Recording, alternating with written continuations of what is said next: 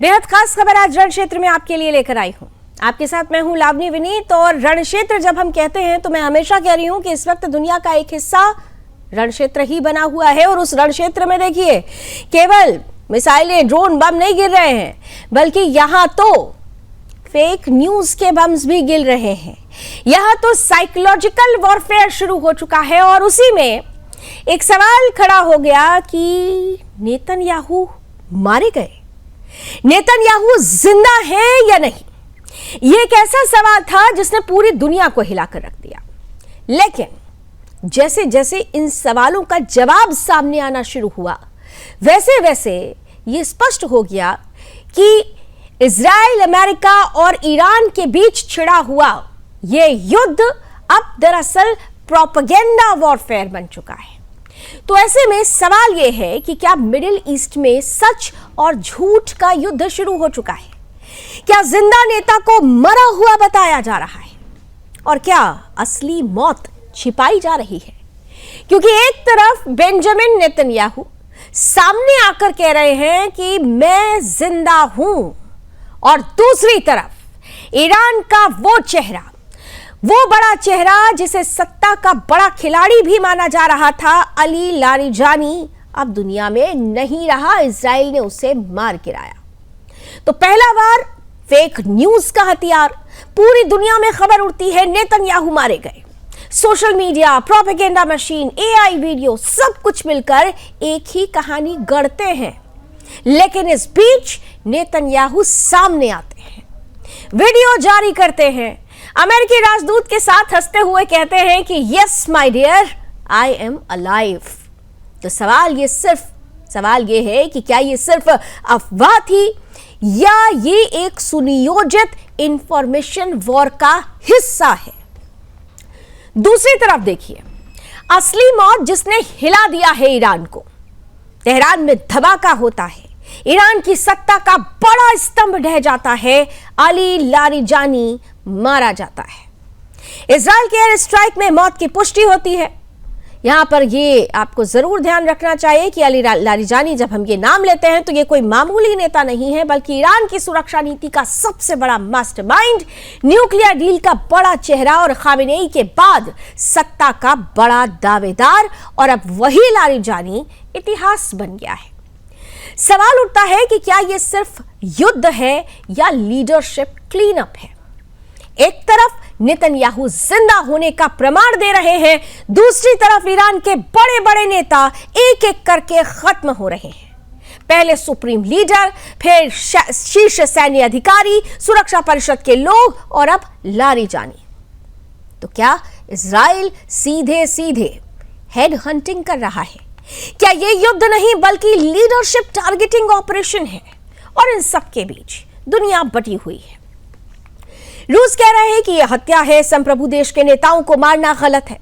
NATO देश America के साथ आने से साफ साफ इंकार कर रहे हैं। लेकिन अमेरिका और इजराइल इसे सुरक्षा कार्रवाई बता रहे हैं। तो ऐसे में सवाल यह भी उठता है कि क्या दुनिया तीसरे विश्व युद्ध की ओर बढ़ रही है? और आज की बहस का सबसे बड़ा सवाल तो यही है कि एक तरफ मैं जिंदा हूं का वीडियो, दूसरी तरफ लारिजानी की मौत की पुष्टि। तो क्या सच क्या है?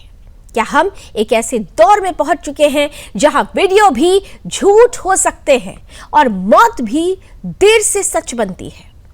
आज रण क्षेत्र में इसी पर होगी बड़ी बात कि क्या नेतन्याहू को मारने की खबर महज प्रोपेगेंडा थी, और क्या लारिजानी की मौत से ईरान की कमर टूट गई है? हमारे साथ देश के जाने माने एक्सपर्ट्स जुड़ेंगे, जानेंगे उनकी राय। लेकिन सबसे पहले आइए आपको वो तस्वीरें, वो वीडियो सामने रखते हैं। जरा स्क्रीन पर ले आइए। वो दोनों वीडियो आप देखिए और समझिए कि सच क्या है, झूठ क्या है। नेतन्याहू की मौत की खबर को प्रोपेगेंडा बताया गया, लेकिन फिर नेतन्याहू ने एक वीडियो जारी किया और ये कहा गया कि नहीं, वो जिंदा है। कॉफी हाउस का ये वीडियो है जहां पर वो अपनी उंगलियों को दिखाते हुए नजर आते हैं। ठीक जब नेतन्याहू ये दिखा रहे होते हैं, उसके ठीक बाद एक और एआई जनरेटेड वीडियो सामने आता है। वही कॉफी शॉप, वही कॉफी का प्याला, लेकिन चेहरा बदला हुआ। एक तरफ आप देख रहे हैं मुस्तफा खामनेई और किम जोंग उन उसी कॉफी हाउस में, उसी कॉफी के कप के साथ ईरान ये प्रेजेंट करने की कोशिश करता है कि दरअसल नेतन्याहू ने जो कॉफी पीते वीडियो जारी किया था वो भी एआई जनरेटेड है। अब सच और झूठ क्या है, इसी पर हम वीडियो आपके सामने रखते हैं कि किस तरीके से पूरी की पूरी परिस्थिति में एआई के माध्यम से प्रोपेगेंडा वॉर शुरू हो चुकी है।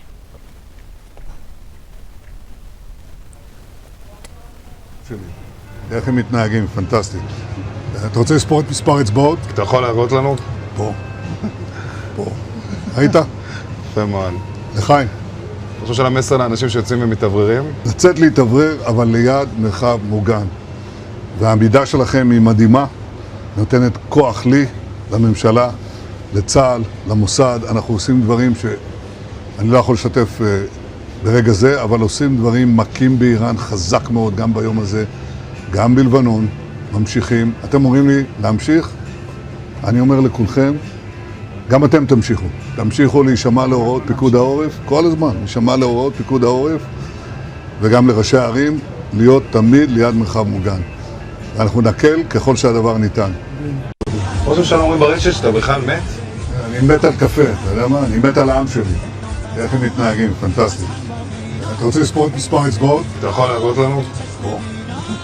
פה. ראית? יפה מאוד. לחיים. ताल रचता हुआ नजर आ रहा है। यहाँ पर नेतन्याहू कॉफी हाउस से वीडियो बनाते हैं, अपनी उंगलियां दिखाते हैं। ये दावे किए गए थे दरअसल की छठी 6 उंगली दिखाई दे रही है और ऐसे में नेतन्याहू की मौत की खबर उड़ाई गई। लेकिन दूसरी तरफ कॉफी हाउस का इस वीडियो के बाद एक और वीडियो जारी करके कहा गया कि यहाँ पर भी देखिए ये एआई जनरेटेड है। इसके बाद नेतन्याहू ने एक और वीडियो जारी किया।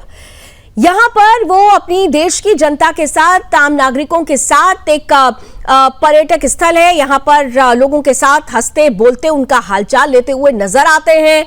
यहाँ पर वो साफ तौर पर बताने का प्रयास करते हैं कि वो जिंदा हैं और किसी भी साइकोलॉजिकल वॉरफेयर का, प्रोपेगेंडा वॉरफेयर का हिस्सा नहीं बने, देश के लोगों का मनोबल ना टूटे।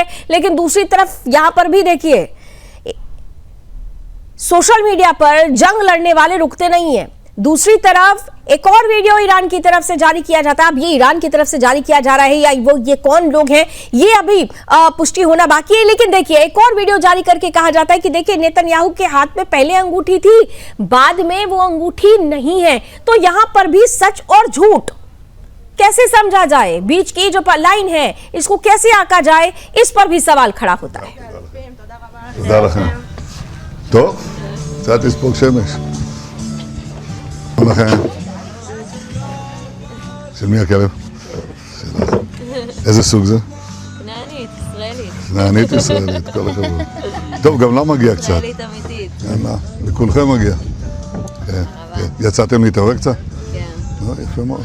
यरूशलेम नागरिकों से बातचीत करते हुए नेतन्याहू और उनके इस वीडियो पर भी एक वीडियो की एक बार हाथ में अंगूठी, दूसरी बार अंगूठी नहीं। लेकिन अब देखिए नेतन्याहू ने यहां फिर वार पर पलटवार किया और साफ तौर पर जो भ्रम फैलाया जा रहा है ईरान का, ये देखिए, ये पहले तो हम आपके सामने ये ईरान ने जो भ्रम फैलाया है वो आपके सामने रख रहे हैं कि ईरान क्या कहने की कोशिश कर रहा है। ईरान बताता है कि किस तरीके से नेतन्याहू का जो वीडियो है वो एआई जनरेटेड है। इसके लिए बाकायदा वो इसका प्रूफ भी देने की कोशिश करता है, चेहरे पर भ्रम फैलाने की कोशिश करता है, 2 फ्रेम्स अलग अलग दिखा के कंपैरिजन करने की कोशिश करता है। ये ईरान का भ्रम है जो इस वक्त आपकी टीवी स्क्रीन पर नजर आ रहा है।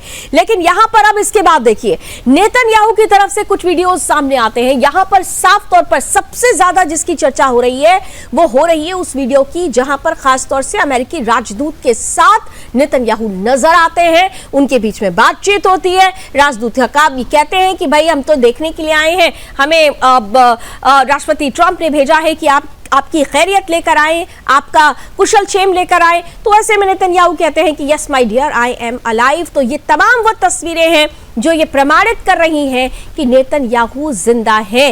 नेतन्याहू ने खास तौर से नवरोज जो पर्व हो रहा है, जो इजराइल का बहुत महत्वपूर्ण सांस्कृतिक पर्व माना जाता है, त्योहार माना जाता है, उस पर शुभकामनाएं दी। और इसके बाद एक के बाद एक ये जो वीडियोज आए ये साफ तौर पर बताते हैं, इजरायली रक्षा मंत्री के साथ भी नजर आए हैं नेतन्याहू। ये वीडियोज ये बताते हैं कि इस प्रोपेगेंडा वॉर में कहीं ना कहीं से ईरान छल करने की कोशिश कर रहा है, लेकिन उसका हर दांव फेल होता हुआ नजर आता है जब वार पर पलटवार नेतन्याहू करते हैं। आइए इन्हीं तस्वीरों के साथ आप किस तरह से ये वॉरफेयर, साइकोलॉजिकल वॉरफेयर या प्रोपेगेंडा वॉरफेयर में ये पूरा का पूरा जो परिदृश्य है वो बदल चुका है, इसी पर करते हैं खुलकर बात, समझते हैं देश के जाने माने एक्सपर्ट से कि आखिर ये मिडिल ईस्ट में धधकी हुई आग किस दिशा में दुनिया को लेकर जा रही है।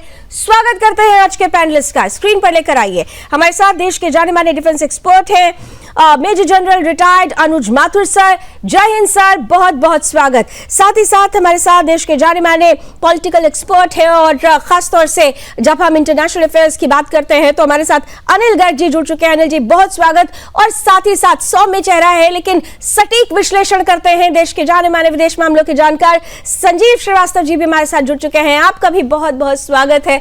और देखिए जब ये तस्वीरें आती है तो अनुज सर आपके साथ शुरुआत कर रही हूँ, तस्वीरें आती है तो चिंता भी होती है और हंसी भी आती है कि हम डिजिटल दुनिया में प्रवेश कर चुके हैं, लेकिन डिजिटल दुनिया में युद्ध की परिस्थिति में अगर उसी डिजिटल प्लेटफॉर्म का उपयोग प्रोपेगेंडा के रूप में होने लगे, नैरेटिव और परसेप्शंस को सेट करने के लिए होने लगे, तो ये कितना खतरनाक है। ये जो तस्वीरें, ये जो वीडियोस सामने आ रहे हैं, ये मिडिल ईस्ट की साख को कहां लेकर जा रहे हैं? जय हिंद लावनी, it's always a pleasure to be on your show. Thank you sir. देखिए, मैं आपको एक बात बताता हूं कि जिस चीज की हम आज बात कर रहे हैं वो बिल्कुल नया नहीं। मैं आपको हजारों उदाहरण दे सकता हूं महाभारत से लेकर के आज तक। जब सत्य को आप जयद्रथ वध का एपिसोड याद कर लें कि भगवान श्री कृष्ण ने कैसे सूर्य को छुपाया था, तो ये जो होता है ये एक एसेंशियल पार्ट, मिस इंफॉर्मेशन या डिस इंफॉर्मेशन जो कैंपेन होती है वो किसी भी वॉरफेयर का बहुत एसेंशियल पार्ट है। युद्ध हमेशा तीन आयामों में एक साथ लड़े जाते हैं। आर्थिक आयाम, आर्थिक फ्रंट, साइकोलॉजिकल वॉरफेयर फ्रंट, और फाइनली आपका जो काइनेटिक, जो फिजिकल जो आप लड़ाई जो देख रहे हैं वो। तो ये साइमल्टेनियसली ये लड़ाइयां चलती रहती हैं। अब सिर्फ क्योंकि आईटी रेवोल्यूशन हो गया है और एआई का जमाना है, तो आईटी और एआई आपको इसमें नजर आ रहा है और उसकी इतनी बहुतायत हो गई है कि कोई भी खबर कोई उड़ानी होती है, उसके बाद जो सोशल मीडिया के चैंपियंस हैं वो उसको अपना अपना बना करके और उसके सैकड़ों हजारों उसके वर्जन्स निकाल के दे देते हैं। अब मैं आपको इधर बता रहा हूं कि यहाँ पर भी आर्थिक वॉरफेयर चल रहा है। उसके बाद ये साइकोलॉजिकल वॉरफेयर है जो कि बहुत आवश्यक है। उसकी मैं वजह बताता हूं। देखिए, जब भी कोई, ये पुराने जमाने की बात नहीं कर रहा हूं, पुराने जमाने में तो बादशाह मरा और गेम खत्म हुआ, शतरंज में भी बादशाह गया और गेम ओवर, वो नहीं है। ये आप पब्लिक, जो उनके जो अवाम है, लोग हैं, उनके मिलिट्री कैपेबिलिटी, जो हायरार्की है, लीडरशिप है उनके, और जो उनकी पॉलिटिकल लीडरशिप है उनके दिमाग से खेलते हैं। देखिए, वही लोग युद्ध जीतते हैं जो कि शत्रु के दिमाग पर आक्रमण करके और उसको कब्जा ले सकते हैं, वही युद्ध जीत सकते हैं। और ये जो हो रहा है ये सब उसी का परिणाम है। देखिए, अगर नेतन्याहू को कुछ 2 दिन पहले हुआ होता, क्योंकि जिन वीडियोस की हम बात कर रहे हैं वो लगभग 2 दिन पुराने हैं, 2 दिन पहले अगर कुछ हुआ होता तो मुझे नहीं लगता कि अभी इस प्रकार की बातचीत हो रही होती और 50 प्रमाण आ गए होते, कोई दूसरा आदमी आकर के वहां पर उसने टेक ओवर कर लिया होता। तो ये बात बिल्कुल निश्चित है। मेरा मानना है, मैं ये समझता हूं कि जो नेतन्याहू के असैसिनेशन की खबर थी वो कहीं ना कहीं गलत थी। वो डेफिनेटली एक साइकोलॉजिकल वॉरफेयर का हिस्सा था। ये क्यों जरूरी है ईरान के लिए? क्योंकि आप देखिए, पिछले जब से ये युद्ध शुरू हुआ है, ईरान के कितने लीडर्स, कितने मिलिट्री कमांडर्स, कितने साइंटिस्ट वो एलिमिनेट हो चुके हैं। तो वो भी इस बात को बताना चाहते हैं लोगों को कि भाई हमारे एलिमिनेट हो रहे हैं तो हमारे अंदर भी काबिलियत है कि हम उनके एलिमिनेट कर रहे हैं। कुछ दिन पहले भी लावनी, आप ही के शो पे मैं बोल रहा था कि क्या होता है कि आप जब इसको ग्राउंड के ऊपर ट्रांसलेट नहीं कर पाते, जो इफेक्ट इनकी जो होता है ना हमलों का, वो जरूरी होता है। आप ईरान के ऊपर पहले दिन हमला हुआ, 44-48 उनके टॉप लीडर्स चले गए। ईरान पिछले 19 दिन से हमला कर रहा है, एक भी उनके पास नाम बताने के लिए नहीं है कि मैंने फलाने मिलिट्री कमांडर को मार दिया या उनका रक्षा मंत्री गया या उनका विदेश मंत्री गया। तो ये भी कहीं ना कहीं एक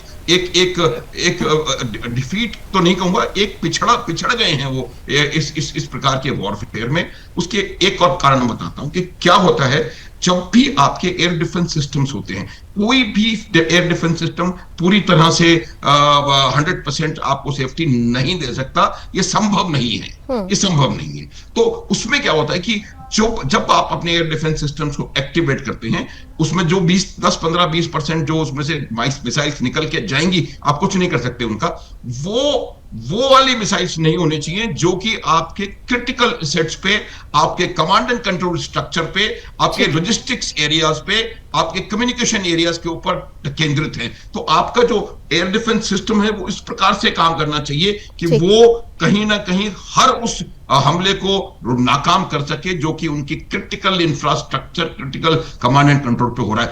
यही अंतर दोनों देशों के हमलों में मुझे नजर आ रहा है, और यही वजह है कि अब ईरान इस इंफॉर्मेशन वॉरफेयर को थोड़ा और अच्छे से खेलना चाहता है, क्योंकि वो असल वॉरफेयर में कहीं ना कहीं उतना सफल होता हुआ मुझे असल वॉरफेयर में वो सफल होता हुआ नजर नहीं आता है संजीव जी। और कई मामलों में कहते हैं ना, कूटनीतिक स्तर पर भी ये कहा जा रहा है कि ईरान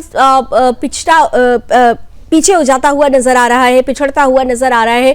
लेकिन यहाँ पर एक चीज, जैसा कि अभी अनुज सर कह भी रहे थे कि भाई देखिए, दिमाग से लड़ाई खेली जा रही है, ये डिजिटल स्पेस पर खेली जा रही है, ये जिस तरीके का साइकोलॉजिकल वॉरफेयर है, क्या इस तरीके की वॉरफेयर से क्या आने वाले समय में ये स्थिति हो सकती है कि वॉर लंबा खिंच सकता है? क्योंकि बहुत प्रभाव पड़ता है मनोबल पर, इसका बहुत प्रभाव पड़ता है, जनता के सामने जो मैसेज जाता है उस पर बहुत प्रभाव पड़ता है। तो ये जो इम्पैक्ट होगा, क्या वो लॉन्ग टर्म तक रहेगा? क्या लंबे समय तक युद्ध को खींच ले जाने के लिए ईरान ने इस तरीके का हथकंडा अपनाया है? संजीव जी। जी लावनी जी, ये अवश्य है कि ईरान की वर्तमान समय की स्ट्रेटजी का ये पार्ट दिखाई देता है कि वो इसको प्रोलॉन्ग करना चाहते हैं। वो जरूर, उनका डिवास्टेशन हुआ है, लगातार उनकी लीडरशिप एलिमिनेट की जा रही है, और डे 1 से हमने देखा है कि लगातार उनकी जो कैपेबिलिटीज हैं वो डिग्रेड हो रही हैं।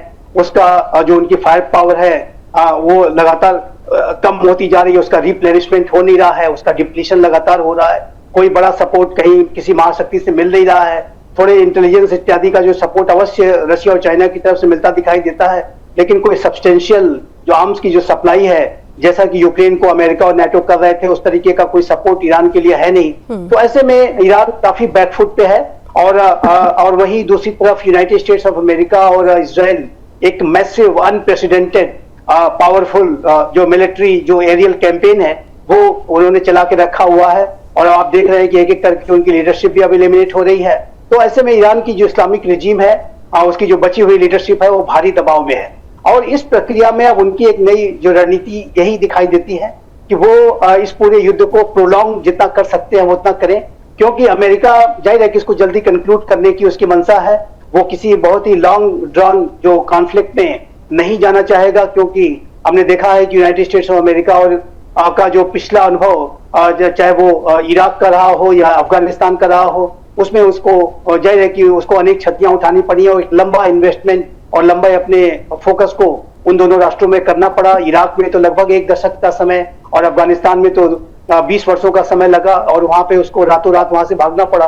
तो ये जो पूरी सिचुएशन है उसमें यूनाइटेड स्टेट्स ऑफ अमेरिका इसको लॉन्ग ड्रॉन जो इसका जो कॉन्फ्लिक्ट में नहीं जाना चाहेगा। लेकिन वहीं दूसरी तरफ जो ईरान की इस्लामिक रिजीम है वो अनेक तरीके की ट्रिक्स, टैक्टिक्स, स्ट्रेटजीज इत्यादि का इस्तेमाल करते हुए, जिसमें कि इंफॉर्मेशन वॉरफेयर, साइकोलॉजिकल वॉरफेयर भी शामिल है, वो इसको प्रोलॉन्ग करना चाहते हैं। और इसी प्रक्रिया में वो इस तरीके की वीडियोस भी जारी कर रहे हैं, जिसमें कि अनेक तरीके की अनसब्सटेंशिएटेड क्लेम्स और र्यूमर्स इत्यादि ज्यादा हैं। एआई का इस्तेमाल करते हुए, उसका रादर दुरुपयोग करते हुए अनेक तरीके के मिस इन्फॉर्मेशन, प्रोपेगेंडा इत्यादि को भी प्रसारित किया जा रहा है, और बहुत स्पष्ट है। और जैसा कि माथुर साहब ने कहा, मैं बिल्कुल सहमत हूं कि यदि ऐसा कुछ हुआ होता तो अब तक ये जो खबर होती वो सबसे बड़ी खबर होती, और इस संदर्भ में कोई नया रिप्लेसमेंट भी हो गया होता। लेकिन ऐसा कुछ मेरे असेसमेंट के मुताबिक भी हुआ नहीं दिखाई देता। और जबकि ऑन द अदर साइड आप देखिए तो उनके जो नेशनल सिक्योरिटी काउंसिल के जो चीफ अली लारिजानी के मारे जाने को स्वयं ईरान ने एक्सेप्ट किया है कि उनकी डेथ हुई है, और उनका एक फ्यूनरल भी आज आयोजित किया गया था। उसके साथ साथ जो अभी वहां के इंटेलिजेंस मिनिस्टर की भी डेथ की खबरें आ रही हैं, और यूनाइटेड स्टेट्स ऑफ अमेरिका इस बात को लगातार कह रहा है कि उसने न सिर्फ फर्स्ट रंग की लीडरशिप बल्कि सेकेंड और थर्ड की भी जो लीडरशिप है उसको काफी क्षति पहुंचा दी है। तो ऐसे में ये जो ईरान की इस्लामिक रेजिम हर तरीके से दबाव में है और उसके पास इस तरीके के ट्रिक्स टैक्टिक्स के अलावा लगता है ज्यादा ऑप्शंस बचे नहीं हैं और इसी प्रक्रिया में वो इस तरीके की मिस इन्फॉर्मेशन को प्रसारित कर रहे हैं। लेकिन जैसे जाहिर है कि ये झूठ ज्यादा टिक नहीं सकता और इस तरीके की वॉर जब चल रही है जहां पर हर एक पल पल पे न सिर्फ नजर है बल्कि उस पर कंट्रोल है, तो ऐसे में तो कोई झूठ ज्यादा टिक नहीं सकता लेकिन इतना तो मानना पड़ेगा अनिल जी कि हम हमेशा आपके साथ जब बैठते हैं डिबेट में हम पॉलिटिकली चर्चा करते हैं, परसेप्शन मैनेजमेंट की बात होती है।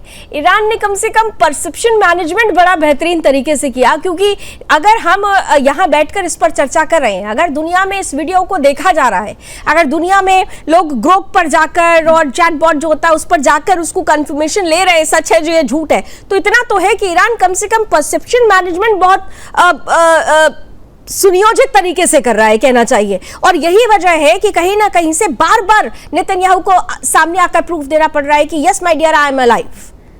अनिल जी, लावनी जी, ये परसेप्शन मैनेजमेंट ईरान करने की कोशिश क्यों कर रहा है, इस कारण को अपने को जरूर जानना चाहिए। देखिए, कारण वो तो है, पक्की बात है कि वो इस परसेप्शन को बनाने की कोशिश कर रहा है कि हमारे ही टॉप लीडर्स नहीं मारे जा रहे, हमें भी इतनी ताकत है, हमें भी इतनी कुव्वत है कि हम विरोधी पक्ष के, शत्रु पक्ष के लीडर को भी मार सकते हैं और हमने नेतन्याहू को मार दिया है। इसके लिए इजराइल को कोई फर्क नहीं पड़ने वाला, अमेरिका पे कोई फर्क नहीं पड़ने वाला, लेकिन वो ईरान के अंदर जो अपनी जनता है उसको यह संदेश देना चाहता है कि जनता उसके साथ खड़ी रहे, जनता कहीं विद्रोह ना कर दे, जनता के साथ जनता का मनोबल बना रहे, क्योंकि उसको अच्छे से मालूम है कि इजराइल का तो हर यहूदी जो भी वहां का नागरिक है वो ईरान के खिलाफ खड़ा है। तो नेतन्याहू नहीं होंगे उससे ज्यादा फर्क इस युद्ध पे नहीं पड़ने वाला, अमेरिका को भी कोई फर्क नहीं पड़ने वाला, लेकिन ईरान की जनता को फर्क पड़ेगा। ईरान की जनता को लगेगा नहीं, हमारा जो प्रेजेंट रेजिम है, जो इस्लामिक रेजिम है, ये भी ताकतवर है, ये भी दुश्मन का बदला ले सकता है। और वो क्यों करना चाहता है? वो ही चाहता है कि ईरान की जनता उनके साथ खड़ी रहे, ईरान के लोग उनके साथ खड़े रहे, ईरान की जो प्रेजेंट रेजिम वो चाहती है, ताकि ये युद्ध को थोड़ा सा लंबा चला सके। और उसका पूरा दारोमदार है कि जो हार्मुज स्टेट है उसके ऊपर जो इंटरनेशनल दबाव बनाने की उसने कोशिश जो की है, उसने जो और देशों का भी रास्ता रोकने की जो बात की है कि जैसे जैसे ऊर्जा का संकट पूरे विश्व में घर आएगा, बाकी दुनिया के देश अमेरिका और इजराइल पर दबाव डालेंगे, वो कहेंगे युद्ध विराम करो, और हो सकता है ईरान इज्जत के साथ युद्ध विराम की शर्तों के साथ इसको युद्ध को विराम कर दे। सिर्फ इतना सा मामला है कि हार्मुज स्टेट के कारण उसको चौक कर देता हूं, और इसके कारण अगर युद्ध थोड़ा लंबा खिंच जाता है और हार्मुज स्टेट चौक रहती है तो आज भी जो कल पूरे विश्व में ऊर्जा का संकट गहराएगा और उससे विश्व के अन्य देश इजराइल और अमेरिका पर दबाव डालेंगे। इकलौती स्ट्रेटेजी है, नहीं तो डिजिटल वारफेयर होगा, साइकोलॉजिकल वारफेयर होगा या एक्चुअल वारफेयर होगा। किसी भी मामले में ईरान, इजराइल और अमेरिका के सामने टिक नहीं रहा। अब देखिए ये कितना झूठ है। अभी अभी जो बात चल रही है कि ईरान की जो फर्स्ट लाइन ऑफ लीडरशिप थी, सेकंड लाइन ऑफ लीडरशिप थी, ये असिस्टेंट हो गया, इनकी हत्या हो गई, ये मारे जा चुके हैं, इसको खुद ईरान ने कंफर्म किया। अभी लेटेस्टली लारजानी की भी हत्या हो गई है, खुद ईरान कंफर्म कर रहा है। इसको कंफर्म करने के लिए बाहर से तो लोग नहीं आ रहे हैं ना। अगर ईरान इसको कंफर्म कर रहा है तो इसका मतलब है तो माना जाना चाहिए कि हो चुका है।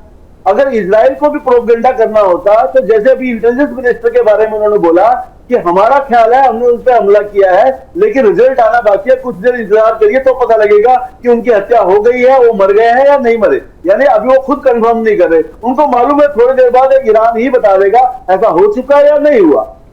तो अगर इजराइल में ऐसा कुछ हो गया होता नेतन्याहू के साथ, वो भी 2 दिन पहले, तो ऐसा लगता है कि आज के जमाने में ये खबर नहीं फैलती, बिल्कुल आग की तरह खबर फैलती और सबको मालूम चल गया होता। तो ये दूर दूर की खबर है, सिर्फ उनका इतना संपन्न है कि जो हमारी खुद की जनता है वो विद्रोह ना करे, वो हमारे साथ खड़ी रहे और युद्ध को हम और लंबा कर लें, ताकि हार्मुज स्टेट के ऊपर हम चौक को बनाए रखें और पूरे विश्व में ऊर्जा का संकट बढ़ जाए, ताकि बाकी विश्व के बाकी देश अमेरिका और इजराइल पर दबाव डालें। ये दबाव डालने का प्रयास तो है, लेकिन अनुज सर, दबाव जैसी परिस्थिति नजर आती नहीं। हालांकि भले ही देखिए 2 चीजें हैं, अमेरिका, हम बार बार इस पर डिस्कस भी कर चुके हैं कि अमेरिका के कुछ अपने वेस्टर्न इंटरेस्ट हैं, लेकिन इस सब के बीच में इजराइल वो अपनी संप्रभुता के लिए लड़ रहा है, उसके इंटरेस्ट सिर्फ उसके राष्ट्रहित में छिपे हुए हैं। और इसीलिए जब हम ऑब्जेक्टिव्स की बात करते हैं तो अमेरिका के ऑब्जेक्टिव और इजराइल के ऑब्जेक्टिव में डिफरेंस नजर आता है। यहाँ पर जो इजराइल फेल कर रहा है, जैसे कि लारिजानी की मौत की पुष्टि होती है, तो क्या ये माना जाए कि जो नीति रही है इजराइल की हेड हंटिंग वाली, वो क्या ये सीधे तौर पर इस पूरे युद्ध को फुल स्केल वॉर की तरफ ले जाती हुई नजर आ रही है? ऐसा लग रहा है आपको? लवली, फुल स्केल वॉर तो चल रहा है, इससे ज्यादा स्केल क्या होगा? ये प्रॉपर फुल स्केल वॉर चल रहा है। मैं आपको एक बात बताता हूँ। नहीं, अभी कुछ लोग ये कह रहे हैं ना कि अभी तो देखिए जमीन पर युद्ध होना बाकी है, हालांकि भौगोलिक परिस्थिति उसके लिए यस नहीं बोलती, लेकिन कहा यही जा रहा है। बिल्कुल ये बात मैं पूरी तरह से मानता हूं। देखिए क्या है कि जो आपके उद्देश्य शुरू के जो इनिशियल ऑब्जेक्टिव्स थे, वो ऑब्जेक्टिव जो थे वो कहीं भी एक भी ऑब्जेक्टिव पूरा होता हुआ मुझे नजर नहीं आया। तो उसकी वजह से क्या है कि ट्रंप जो है वो बार बार गोल पोस्ट को शिफ्ट कर रहे हैं और कभी कहते हैं ये, कभी कहते हैं वो। एक दो बातें हमें बहुत पक्के तौर पे समझनी चाहिए कि जो बूट्स ऑन ग्राउंड है, मैं इन्फेंट्री का सोल्जर हूं, 4 दशक मैंने सोल्जरिंग करी है आर्मी में, मैं समझता हूं बूट्स ऑन ग्राउंड का क्या मतलब होता है। और जिसकी जमीन है, अगर उस पे आपको युद्ध करना है तो उसके पास जबरदस्त एडवांटेज होता है। 2 एडवांटेज बेसिकली, पहली बात तो जमीन का प्रयोग जानता है, जमीन के रग से चप्पे से वाकिफ है, और दूसरा उसकी जो सप्लाई चेन है वो बहुत छोटी होती है। अगर आप अमेरिका से आकर के अमेरिका मरीन्स लेकर के आए, उनको आप हमले में डालें, तो बूट्स ऑन ग्राउंड की लड़ाई बिल्कुल अलग होती है। लेकिन आजकल जो वॉरफेयर अभी हो रहा है, वो बेसिकली इसको अट्रिशन वॉरफेयर की शक्ल दी जा सकती है। और अट्रिशन वॉरफेयर का मतलब ये होता है कि आपका फोकस शत्रु के मैन, मटेरियल और मोरल, इन 3 चीजों को इतना डिग्रेड करना कि वो इसको इससे ज्यादा ले नहीं पाए, सहन ना कर पाए, और वो मैन, मटेरियल एंड उसके मॉरल को। सर मैं एक बहुत छोटा सा ब्रेक लूंगी, लेकिन आई प्रॉमिस कि मैं इसी पॉइंट के साथ आपके पास आऊंगी कि बहुत इंपॉर्टेंट होता है किसी भी युद्ध में। सबसे बड़ी बात कि अगर आप किसी का पूरी तरह से उसको मानसिक रूप से अगर तोड़ देते हैं, तो निश्चित रूप से कहा जाता है कि युद्ध पहले दिमाग से लड़ा जाता है।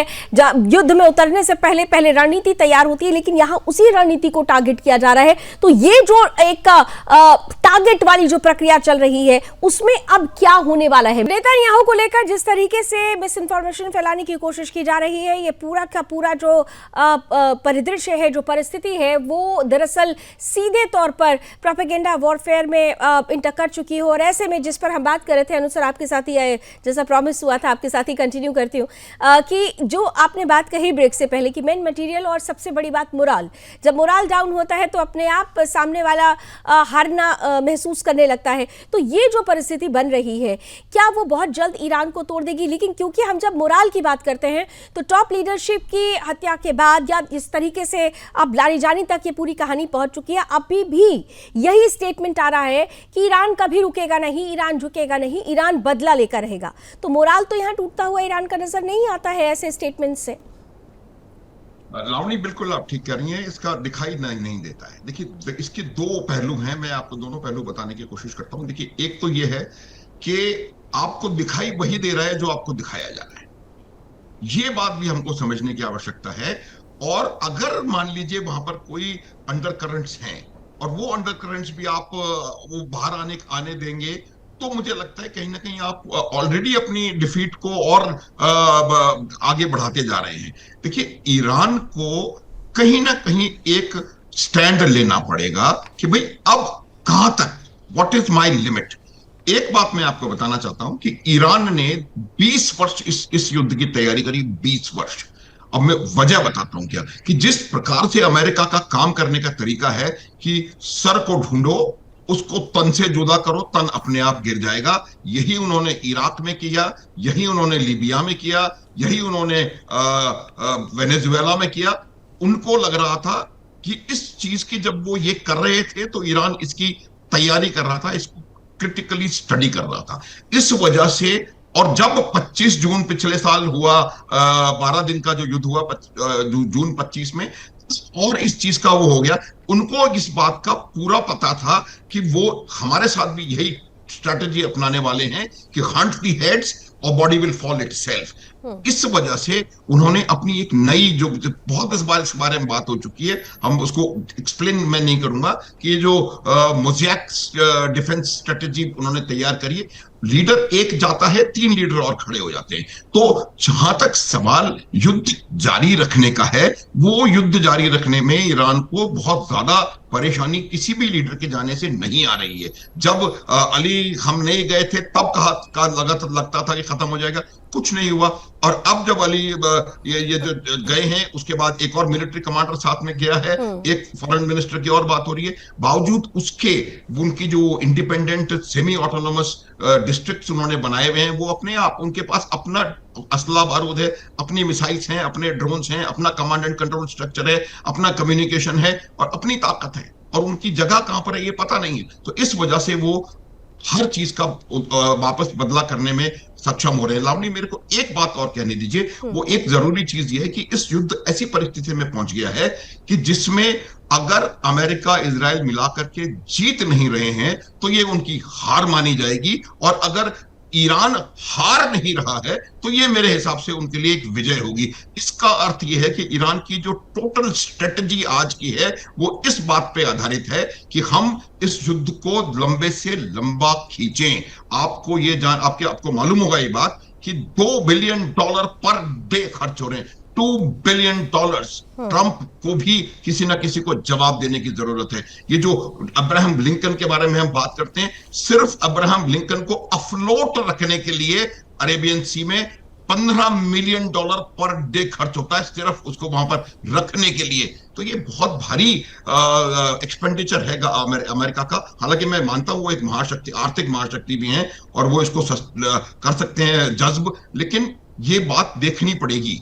तो इसको एक बहुत इंटरेस्टिंग टर्म मैं आपके साथ शेयर करना चाहता हूं, उसको फिरिक विक्ट्री कहते हैं। अगर अमेरिका जीत भी रहा है तो फिरिक विक्ट्री क्या होती है कि एक पुराने 280 ईसा पूर्व और 279 ईसा पूर्व में 2 लड़ाइयां हुई थी, जिसमें रोमन्स के साथ लड़ते हुए इन लोगों को इतना नुकसान हुआ था कि उसके बाद उनको लगा था कि भाई ये जीत जो है वो हार से भी ज्यादा कॉस्टली हो गई है। तो वही होता हुआ मेरे को नजर आ रहा है कि अमेरिका की जीत जो है वो कहीं फिर एक विक्ट्री में ना बदले और हार से कहीं ज्यादा उनको नुकसान ना हो जाए। हार से नुकसान, जीत हार से भी ज्यादा महंगी। संजीव जी, एक चीज तो समझनी होगी। देखिए, अमेरिका ने जब इसकी पूरी भूमिका रची होगी, ये एक्सपेक्टेशन तो नहीं ही होगी कि नेटो के जो देश हैं वो आने वाले वक्त में साथ खड़े होते हुए नजर नहीं आएंगे, क्योंकि अब जिस तरीके से रिएक्शंस आ रहे हैं वो साफ तौर पर कहता है कि ये अलग थलग पड़ गए हैं। लेकिन काफी हद तक ये कहने की कोशिश की जा रही है कि दरअसल ट्रंप भी अभी सिर्फ ये दिखावा कर रहे हैं। ये दरअसल जो अमेरिका का साइड है वो गेम ऑफ ऑप्टिक्स की तरफ चला गया है। क्या आप इस बात को मानते हैं कि वाकई ट्रंप क्या गेम ऑफ ऑप्टिक्स कर रहे हैं, या फिर सिचुएशन ऐसी है कि ट्रंप खुद ये जब कहते हैं कि नेटो का भविष्य खतरे में है तो वाकई वो खतरे में है? देखिए लावनी जी, मेरा भी ऐसा असेसमेंट रहा कि नेटो इसमें नहीं शामिल होना चाहेगा, और नेटो के साथ अभी अमेरिका के जो हाल के समय के जो संबंध हैं वो उसमें जो एक स्ट्रेस है, वो जो तनाव है वो तो अवश्य है। लेकिन ये जो essentially United states of America Israel का युद्ध लड़ रहा है मेरे असेसमेंट के मुताबिक, और ये जो पूरी जो लड़ाई है एक न एक दिन होनी थी।